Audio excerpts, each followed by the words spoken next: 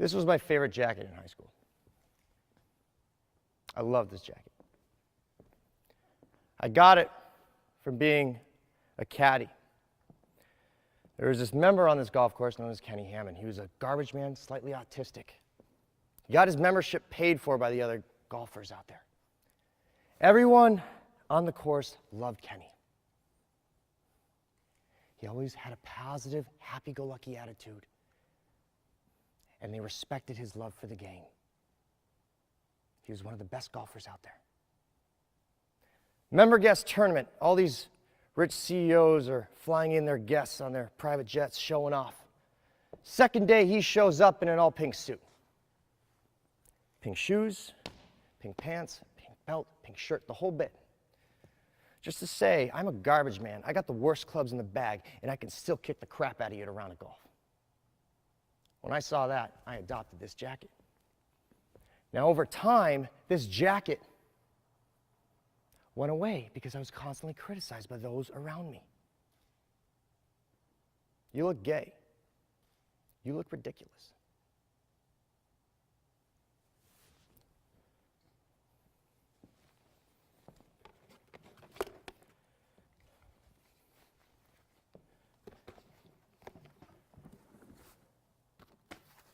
I'm sure you saw this coming, but that went away.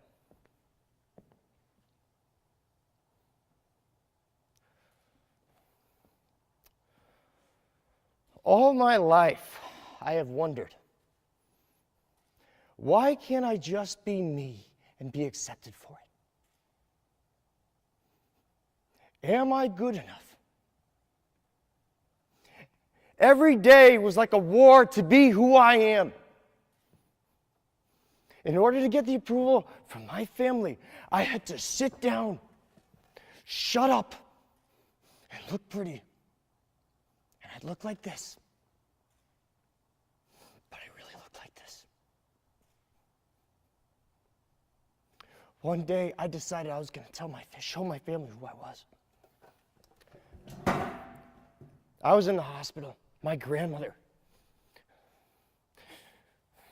she was sick.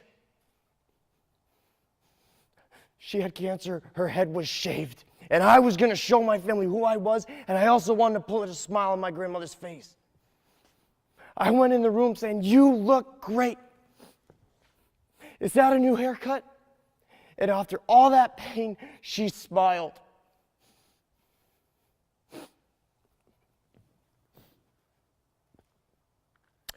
My cousin looks directly over at me and goes, "What are you on?"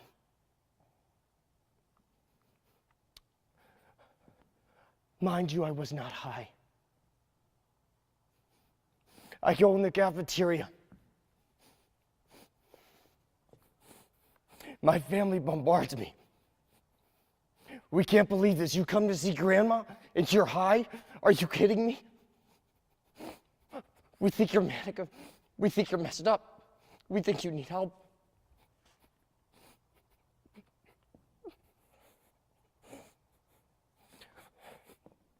I may have won the battle that day, but I lost the war.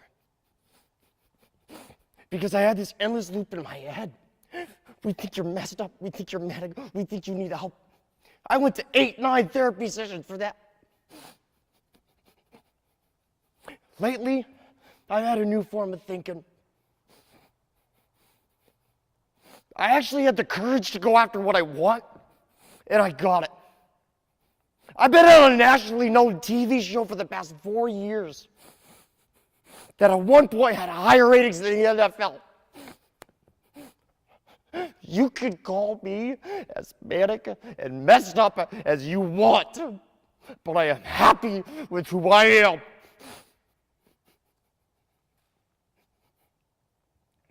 It was only until 2 years later, recently, that I was able to put this jacket on.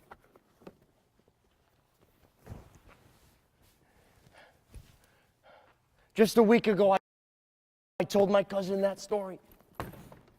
And he said to me, "Nick, I have always accepted you. when all this thing about, 4 years and everything, I didn't care about that. What I cared about is you went up to Alaska and you busted your hump, and I bragged to my friends about you for that.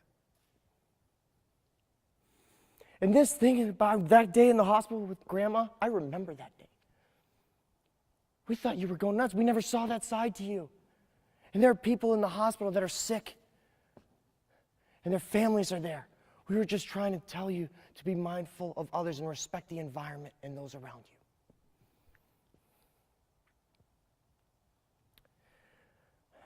My cousin did have a point.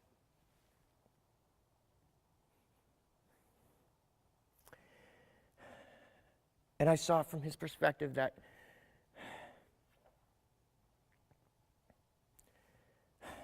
he was stressed. My family were stressed. My grandma was in the hospital. And they spent the whole night there, the night before.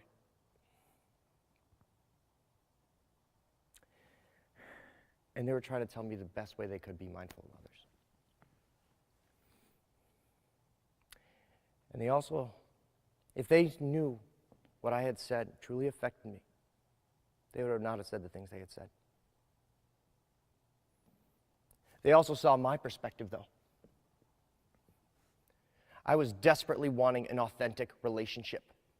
I didn't want to feel like I had to hide who I am.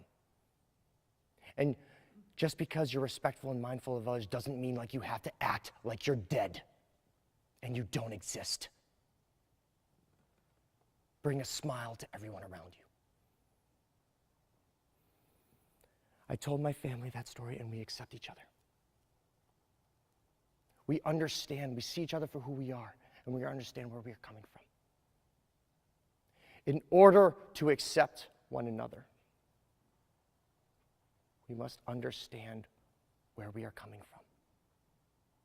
That is how we heal. But first, we must accept ourselves and understand we are who we are, and we cannot hide. You can go your whole life trying to fit in, trying to fit that mold, and trying to be good enough, and as you're putting all your attention on that, you're watching life pass you by. Or you can be true to who you are. Go after what you want. And if you want it bad enough, you will get there. For those of you that are not as fortunate as I am to have both, if you had to pick between the two, trying to fit in or being good enough for yourself, I would pick the latter. Be true to who you are. And for those of you that are struggling with what I have been through, I want you to stand up straight.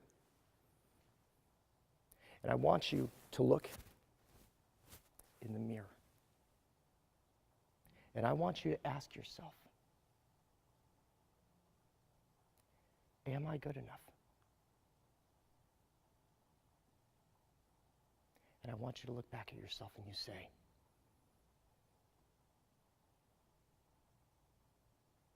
I am.